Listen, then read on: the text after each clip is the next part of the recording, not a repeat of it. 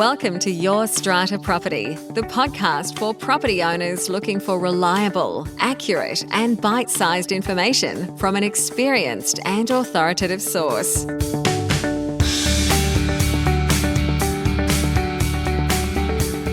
Hello and welcome to this week's podcast episode. I'm your host, Strata lawyer Amanda Farmer, and my guest this week is Amanda Reitzin. Amanda is a Sydney Strata resident and the mother of two teens. She loves apartment living and strives to be an active member of her Strata committee, fostering harmonious communal living and driving positive change. Now, last year, Amanda's mission faced a significant challenge when she and her family were impacted by smoke drift from cigarettes that her next-door neighbours were smoking on their balcony, as well as incense that they were burning.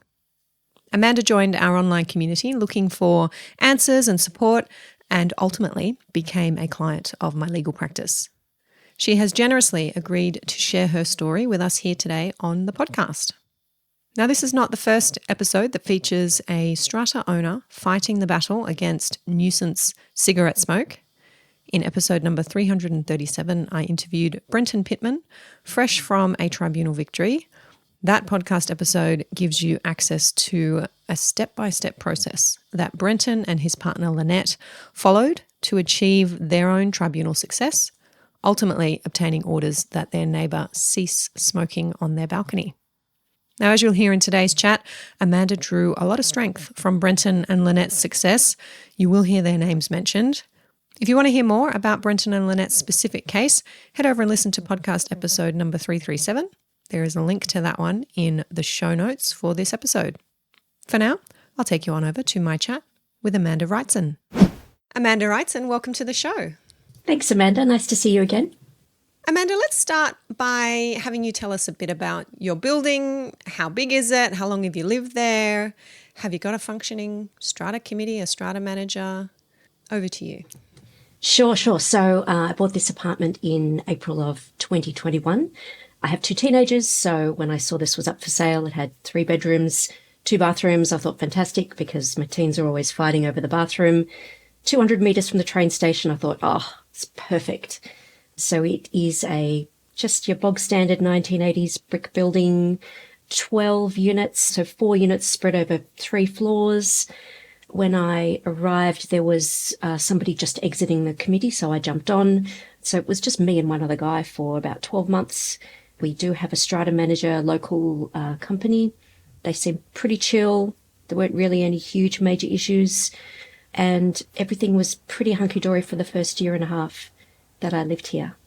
And tell me this, was this your first experience of living in Strata or owning a Strata property, or have you lived in other buildings previously? Yep, not at all. I've lived in many other Strata buildings, apartments, townhouses, moved around a little bit in the last kind of 10 years. I previously owned a townhouse in Punchbowl, and before that I owned a unit in Lakemba. So no stranger to Strata, no stranger to committees and their wild and wacky ways. Generally had reasonably good experiences. You know, you're always going to get a little bit of conflict here and there, but nothing compared to what I just experienced in my apartment here in Rockdale. Yeah, so tell us about that. What has life been like for you the last couple of years? It started in, I want to say November of 2022. Feels like a lifetime ago now. The unit next door to me got sold. New couple bought in. I thought, great, awesome. Excited to welcome some new people to the building. It was a married couple with a dog, no kids. Bumped into them in the hallway. They said, by the way, we're smokers. And I thought, that's not a problem. Sure, that's not a drama. It quickly became a drama because they started, mainly the wife, not necessarily the husband so much because he worked long hours and was away during the day. But I worked from home, and of course, 2022, we had emerged from lockdown, but I was still working from home several days a week.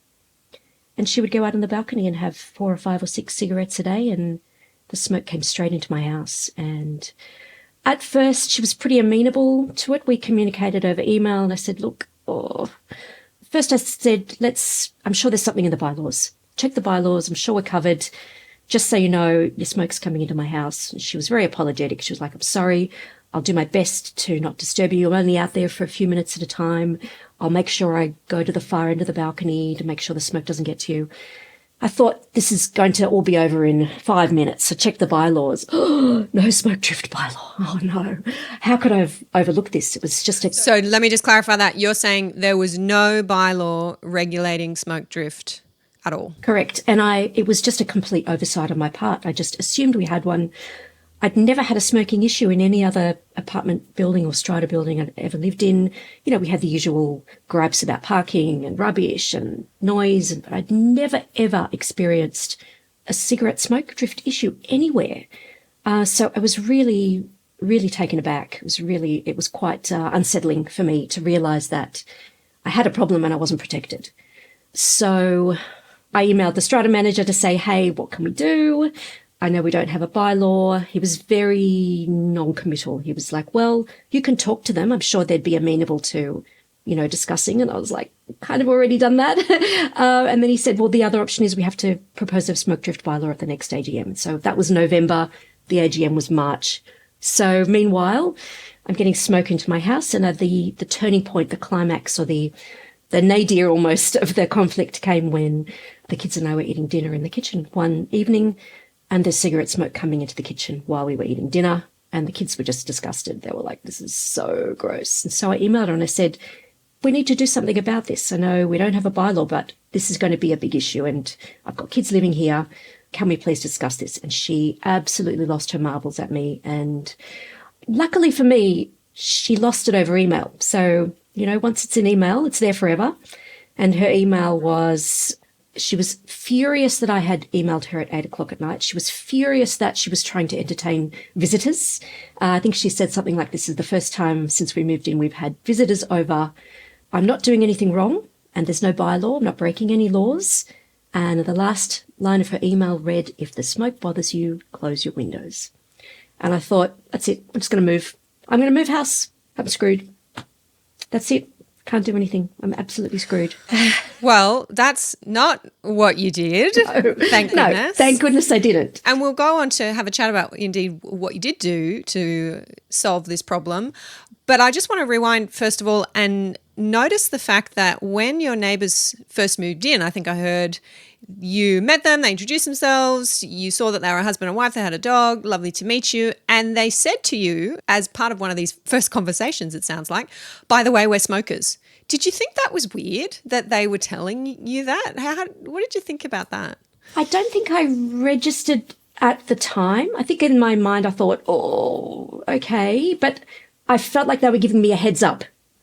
It was definitely a heads up that you're going to have some smoke coming your way. And let me tell you what I'm thinking from the lawyer perspective is that these people have had problems in Strata in the past. And maybe not even in Strata, maybe in a past property where neighbours have complained about their smoking because they're chain smokers and they were indeed giving you that heads up. That's right. And then later on, the fact that we went from 0 to 100 in a very, very short space of time. The matter escalated very, very quickly within a very short space of time as well. So are you doing all the right things? It sounds to me like you're talking to them, you're knocking on the door, having a chat, there's emails being sent to record the time of the event, how you're being affected, you're communicating with the strata manager, you're looking at the bylaws. Your strata manager has said, no bylaw directly dealing with this, we can propose one at the AGM. Did you go ahead and do that? I did. So what I did was I had a chat with the other committee member at the time who backed me 100%, but we're both very non-confrontational. We didn't want to make a big deal about it. I didn't know, but he had also been suffering from smoke drift on the other side of the building from a neighbour. And I was so upset to hear that. I said, why didn't you tell me we could have done something last year? Wish we had done something the previous year because it would have saved all of this headache.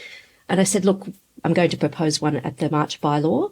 And in between the time that I moved in and these new neighbours moved in, another smoking family had moved in upstairs. And over the course of the following couple of months, in discussion with my committee member, he let on that he had heard through the grapevine that all of the parties were conspiring to block the smoke drift bylaw because they'd gotten wind of it throughout the building. So, and that's indeed what happened. I proposed it, tabled the bylaw, and I just grabbed the model bylaws. Well, I think it was Model A. So 1, no smoking on common property. 2, make sure if you do smoke inside your house that the smoke doesn't drift. Because we had one elderly neighbour who likes to walk up and down the stairs with a cigarette in his mouth, which is unpleasant for everybody. So we were trying to kind of kill two birds with one stone, and I thought that was very reasonable. We're not stopping you from smoking in your own house. Just take reasonable steps to please be considerate of others, because that's the whole point of living in strata. You're sharing the space. You've got to be considerate of your neighbours. So yes, the strata meeting did not go very well. I copped a spray in the meeting from my smoking neighbour, who screamed at me and said, everyone here knows that I smoke on the other side of the balcony. What are you talking about? Your windows are always closed. It's a law of physics. The wind doesn't always blow that way. And at the same time, but I want to be harmonious, live harmoniously with everybody. I want to be respectful. And the other smoking family had this same philosophy. They were all very kind of zen about it. We should all just respect one another. We should all just live harmoniously. We don't need rules and laws to govern our lives.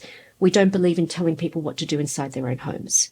And so it was overturned by, I think there were 3 votes for and 4 votes against, which was really disappointing because it's a very, very sensible bylaw.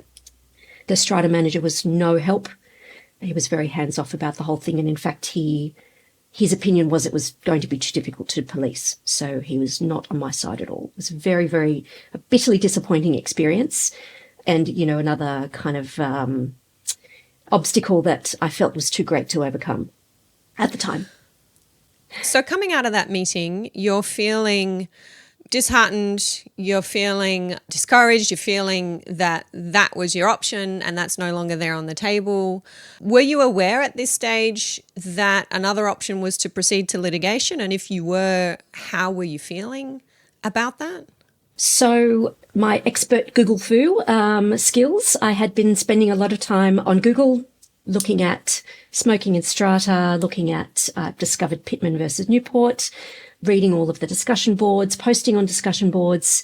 And one of the things that I picked up from Pittman v Newport was the NCAT case. And very early on, I remembered reading about the need for documentation and evidence. So soon after this whole debacle started, I opened a Google worksheet and started documenting a log of the date, the day, the time, and the location where the smoke drift happened. And that was one of the things that I think saved me in the end, was that diligent note keeping. I really did not want to go to NCAT. I was very, very, I had never done it before. I'm just a layperson. I'm not a legal expert. The whole thing scared me. I thought it was going to be hideously expensive. I thought it was going to be hideously stressful. I didn't know if I could tolerate the stress. I thought it would kill me. And I don't like confrontation. My biggest fear was, how are they going to react? Am I overreacting? I questioned myself every step of the way and looking for alternative options. But it just became too much with the daily smoke coming into the house. Even when the doors and windows were closed, it seeps through the cracks. And I've got kids living here. And the other thing is I have asthma. And I didn't want to play the asthma card, because even if I didn't have asthma, it would still be completely not okay for me to have to breathe cigarette smoke every day while I'm at home, just living and working and relaxing with my family and eating dinner. So eventually I took a very deep breath and applied for mediation with Fair Trading, because I knew that was my first step. And I remember as I was typing it, my hands were shaking. I was so nervous. And we had the mediation in June of last year. It did not go well. I really believe that it inflamed matters. I really do, because they were incredibly put out. Their position was, first of all, they said, what smoke? Whose smoke? Who determines that it's our smoke? We don't smoke on the balcony. We smoke downstairs. So there was a lot of denial there. And then there was blaming me for being the nuisance in the building. And I'm just trying to prevent them from living their lives. They're just calm, peace-loving family, just minding their own business, and here I am harassing them on a daily basis. So, they're the victims in all of this. And the mediator, bless her soul, was so good and so calm. It really didn't last. It lasted about 15 minutes, and then she said, look, I think we've done all we can here. But I knew that was a step that had to be taken before I could proceed to tribunal. Yep. And I know you don't mind me saying this, after the mediation, the unsuccessful mediation, that's when you and I started working closely together on taking that next step of putting together your tribunal application. What I think I've heard, Amanda, and tell me if I'm wrong or you want to add to this, although you were feeling incredibly nervous about this, very anxious, unsure if this was the right step, worried about costs, worried about the stressful process that you knew was to come, you still took that step and ultimately filed and prosecuted tribunal proceedings because you really felt, this is my home, I want to stay here, I want my kids to stay here, and we need to be able to breathe. We need, asthma or no asthma, we need to be able to breathe fresh air. And I think also you've mentioned already there the Pittman and Newport case. So you were reading about, getting yourself educated about owners in a very similar position who'd come before you and successfully battled this issue. You took some strength from that and some encouragement from that. Were they the things that really helped you, despite this fear that you've been very honest about, helped you to move forward? Absolutely. So what propelled me forward was several things. The first thing was, if I move, nothing changes. If I move, what's not to say that I'm going to encounter the same problem somewhere else? And if I move and give up now, nothing changes in Strata. And I drew strength from the fact that Pittman versus Newport was there as a precedent for me.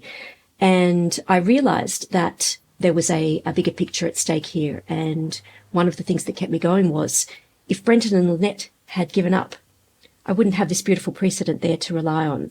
And I was hopeful that if I managed to get through this whole process and got a successful outcome, could that potentially provide some solace or some strength for someone else?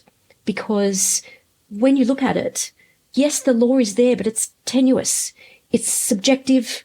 It's Section 153. It's nuisance provisions. You know, the notes say that cigarette smoke drift from tobacco smoke may be construed as a nuisance or a hazard. It's not black and white. We still need to fight for it. And I knew that I could afford legal representation, but how many people out there who are suffering who can't? And that was a very, very unfair situation I found. And so one of the things that kept me going was, okay, I really want to do this for the greater good so that other people who are suffering a similar fate may be able to draw some strength from that. Excellent driving force there. And I can say, from having worked closely with you over the last 6 months or so, Amanda, that is absolutely genuine, I can assure our listeners. So you commenced tribunal proceedings. Do you want to speak to some of the challenges along the way to the ultimate result? Sure. So at first I was like, yeah, I'll put my own application together, thank you. And then after about 5 minutes, I realised, no, I really need help with this. And when I saw the completed application, I realised I was in no way, shape or form equipped to put this application together from, a legal perspective. So, shaping and framing and constructing that narrative was, clearly that's your expertise. I believe Brenton and Lynette did it themselves. Kudos to them. I could not have done it. Working full time. I'm a mum looking after a house. I'll just jump in there. They did have legal representation, not a strata lawyer, someone who only practices strata law, but they did have a lawyer. Yeah. Okay. Sure. There were a lot of challenges when my neighbours finally realised that I was serious and they appointed their own legal representation. That felt very yucky inside. There was something very yucky that I thought, this is not something where we need to engage legal counsel to resolve. It made no sense to me. The fact that we had to escalate it to such a, DEFCON 3 to get this thing resolved seemed so unnecessary. And it also, to me, it signified that my attempts to reconcile it with them had completely broken down, which they had at that point. And that was upsetting for me as well. I really didn't want to get to that point. Things got very crazy from then on in, with their response, and I was very, very nervous about what they were going to say about me. And so one of the things that I took home from this process is what saved me was that I remained very professional throughout this whole process. I didn't send them nasty emails like they sent me a lot of very, very nasty emails throughout this whole process. I didn't say anything bad. I kept very calm. I diligently documented the details of every smoke drift, and two things that Brenton passed on were persistence and resilience. And so I practiced that on a daily basis. Things got very, very crazy, as you saw, with their response. They tried every dirty trick in the book. They tried to discredit me. They tried to intimidate me. They tried to bully me. They tried desperately to dig some dirt on me. And I think the worst transgression that they could find was that I once hung a sheet over the balcony in defiance of the laundry bylaws. That was the worst thing I did, apparently. So they were really trying to paint the picture that I was, in fact, a horrible person, and they were the model citizens, and they were just trying to live their lives, and they always followed the bylaws, and they always did everything perfectly and right. It was quite comical, really, when you look back and read the sort of things that they wrote. I think one of the steps that was taken that impacted you the most, Amanda, if I can speak to it, was the issuing of a summons to your doctors and a request for production of all of your medical records. I remember the day that happened and how upsetting that was for you. Can you speak to that a little bit? Absolutely. So, of course, one of the issues that I presented in my application in support of my case was I have asthma. It's not life-threatening, but I take Ventolin daily and I take a preventer daily. My neighbours were incredibly put out at the discovery of this fact. And in fact, all through their affidavits, they claim Amanda never told us she had asthma, as if it made any difference. And the other smoking family living upstairs that they roped in to also submit testimonies in an attempt to try to discredit me, both of those people also in their affidavits said Amanda never told us she had asthma. So for some reason, they focused on this point and they honed in on this point that my health was the primary issue in the dispute, which it clearly wasn't. It is a very important issue, and it was a very serious consequence of the daily smoke drift, and my asthma did deteriorate significantly during that time. But they chose to really unpick that, and they took it to the absolute nth degree. One day they rocked up with their lawyer and submitted a letter that said something like, "We demand that you hand over the last year and a half worth of your medical records so that we can examine the evidence and determine whether you really do have asthma and whether it really is as bad as you say it was." And I remember we had a very kind of detailed, comprehensive discussion about that, the pros and cons. You know, on the one hand, it was an absolutely gross invasion of my privacy that was not commensurate with the subject matter at hand. On the other hand, we've got nothing to lose. In fact, it wouldn't be fatal to the case at all. So I think the decision was made that I would request the last 18 months worth of medical record history, and then I would just redact the things that did not relate to respiratory health. And that's exactly what I did. I got the list of appointments and all of the prescriptions, and I just deleted the stuff that was irrelevant, and we sent that over. And we thought that was going to be the end of it. And it sadly was not. And I remember in their letter where they requested the medical records, they gave us a 2-week deadline, and they said, if you do not produce these records within the 2-week deadline, we will issue a summons. And we did send the material within the 2 weeks, and they ended up turning around and issuing the summons anyway. That was incredibly distressing for me because, first of all, because there was absolutely no reason for it, because we had given them exactly what they had asked for, and the records that we sent them clearly showed appointment on this date for asthma, appointment on that date for asthma, prescription for this new medication that I needed to take. I had to change up my preventer because the one I was on wasn't working. I had to buy a nebulizer for my home and nebules because my asthma was so shocking that I was having trouble breathing at night. And not just that, but there were so many other things that I had consulted my GP about that had nothing to do with asthma that I had no control over them seeing now. Stuff relating to my mental health, relating to women's health, random things that would now be in their hands that they had no business knowing in the first place. That was incredibly upsetting for me. That was probably the lowest point for me. Looking back, it said more about them than it did about me. But thankfully, for some reason, the records never showed up, which was such a huge relief. And maybe I'm kind of, imagining and thinking and wondering whether my GP said, I'm not sending you that, and just kind of, maybe forgot to send it. I'll just forget to send that. I'm hoping anyway. But yes, that was a really low point and a really awful, nasty thing for them to do. Mm. Now, the case did get listed for a full day's hearing before the tribunal, and we were prepared, ready to go. You were ready to sit in the witness box and be cross-examined, tested on your evidence. We had requested other witnesses being relied on by your neighbour for cross-examination. But that day never came. How did this all get wrapped up, Amanda? It's so funny. So I distinctly remember that week, sort of the Wednesday, Thursday, Friday before the Monday, because the hearing was scheduled for the Monday. It was very stressful and very tense, but it was a hive of activity. I remember I had a video conference with the other solicitor who was helping us to, she was briefing me on, what not to do, and this is how you conduct yourself in court. And we were all ready to rumble, I think. And I was excited because it was finally drawing to a conclusion. And I remember so clearly it might have been about maybe 3:45 on Friday afternoon. No, it was before that. Earlier in the day, I think you had received an email from their solicitor saying, white flag, we waved the white flag, we're giving up. We'll promise not to smoke on the balcony.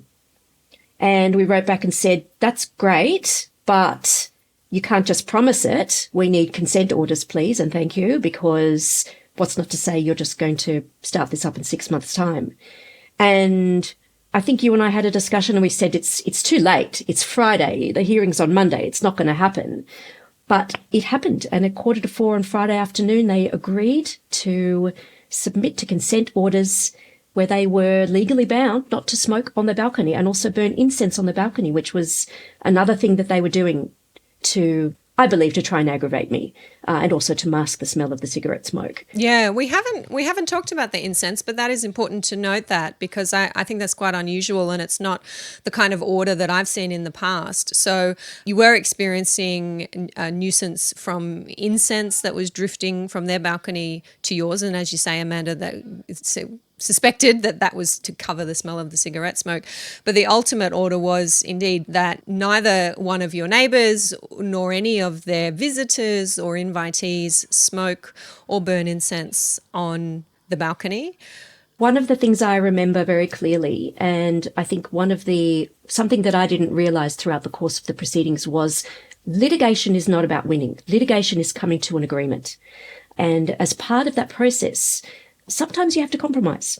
So there were a couple of things that I had to compromise in this instance. Initially, there was a little part of me that was a little bit disappointed, I'm not going to lie, that we weren't going to proceed to a hearing and get those orders documented in the same vein as Brendan and Lynette's did, because, I felt throughout the whole process I was battling it on my own. I was on my own, just me versus 4 adults. And I wanted to have my day in court. But at the same time, like you said, whether there was, looking at the two options, having absolutely 100% guaranteed orders versus the uncertainty and the stress and the cost of a day hearing, having to be in the witness box, having to be submitted to cross-examination, I'm going to take the easy way out, I'm sorry. And even though those orders will not be there as a precedent, that was going to be my other thing. I really wanted to strengthen those existing precedents. But the fact that my neighbours crumbled at the 11th hour meant that the existing precedents were strong enough. And it was a testament to the weight of the Pittman-Newport case. And I like to think that perhaps their solicitor said something like, guys, you're not going to win this. I like to think so. I don't know whether he actually said that, but I like to think that that's what happened, because there's no way any tribunal member would say, that's fine, you can smoke as long as you want. You can smoke anywhere. Doesn't matter if the smoke gets into other people's houses. We've got the precedent. We've got all these cases. We've got Gisks, Laming, all of these trailblazers who have gone before us and tested Section 153. So I like to think that there was enough weight behind that. I just hope that at some stage the Strata Schemes Management Act is updated to be a lot more prescriptive and not as subjective about cigarette smoke, because at the moment it's still very wishy-washy. And you still have to go through the rigmarole of everything that I went through with submitting applications and affidavits and printing them out and signing them and getting them witnessed. And just the weight of that every day hanging over you is very, very draining. Yes. And I do want to challenge something that you said there earlier, Amanda. You said that you took the easy way out in agreeing to consent orders. That's certainly not how I see it. The way I see it is those orders were there for you to accept and to enter into because you'd done the hard work. You'd done the hard work of setting up a very, very good case. And a lot of that work was down to what you did in keeping your very detailed diary, in keeping your records, in communicating beautifully, as you said, always politely with others in the building, and tapping into those precedents when it came to our legal submissions. That all came together to present a compelling case before the tribunal, which I absolutely think the lawyer for your neighbours recognised and was informing their clients of the way that they thought things were going to go. And that's the reason why that option was available to you. It's not always available to everybody. Absolutely. It was the whole bundle. Now, the $1 million question, Amanda, these orders were made at the time we're talking, they were made a couple of months ago. How are things going at home? Yes, I have not heard a peep from my next door neighbours. They go down the street to smoke now. And in fact, I've heard them once or twice say, hey, I'm going down the road for a smoke. And I see them, they go all the way down and across the road and around the corner to smoke their cigarettes. Or the wife is not home during the day anymore. She leaves very early in the morning and doesn't come home until later in the day. So not a peep. And it's fantastic. I kind of put my life on hold in that 12 months thinking I'm not going to decorate, I'm not going to renovate, I'm not going to do anything just in case it all goes pear-shaped and I do have to move. And now it's like, it actually feels like it was a million years ago. Everything's so much more relaxed. We can have the balcony doors open during the day. But at the same time, it's very disappointing because all that stress and all that money, and it was not cheap. It was very expensive. And I imagine they must have spent the same amount of money that I did to try to defend a position that was fundamentally indefensible. It had no tenable basis for their defence whatsoever. It's quite insane, really, when you think about it. Why go to all that trouble and stress and absolute waste of money to end up in the position that we would have been in 12 months ago if you'd just said, I'm really sorry, I didn't realise my cigarette smoke was going into your house, I'll go down the street to smoke. If you'd just not been a jerk about it. And that's very disappointing to me. And I imagine and I hope that they feel very, very silly about their behaviour. Look, the words that popped into my head were, I doubt it, but it doesn't matter. You are a person of great empathy, Amanda, and you are a person who finds it hard to understand why people act in irrational, illogical ways, but they do. And that is something that we all live with in our world. The fact that you are so willing to share your story, and I know that you've done that online. I've shared a bit about it towards the end of last year with those in our community, both our Facebook community and inside our online membership community. You've been very generous in sharing your experience, and I think that is just so important. You might not have that published decision as Brenton and Lynette do, but being here and talking about in such detail your experience is just so powerful. So thank you for that. Do you have any final messages, thoughts, recommendations that you want to wrap up with for anyone who is listening who may be in a similar position, whether it's nuisance from smoke drift or some other difficult, seemingly intractable problem in their community? Some words of wisdom from you? Oh, gosh. So I can only speak really to smoking because that's really my main issue that I was beset with last year. The law is on your side. Always remember that, but it is up to you to do the hard work. You must be very diligent. You must approach it very pragmatically. You must take very detailed notes. You must be absolutely meticulous with your record keeping.